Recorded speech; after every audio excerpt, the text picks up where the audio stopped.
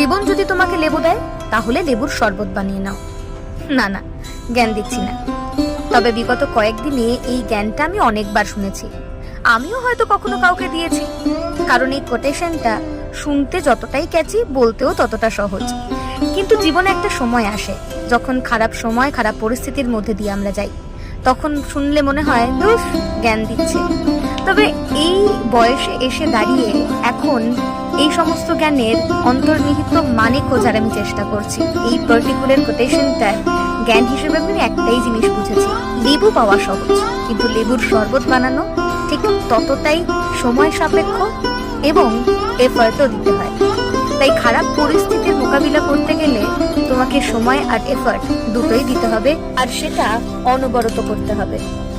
যাই হোক, এটা ছিল আমার মর্নিং রুটিন। পরে তোমাদের সঙ্গে আবার আরো অনেক গল্প হবে। আজকের মতো এখানে, টাটা।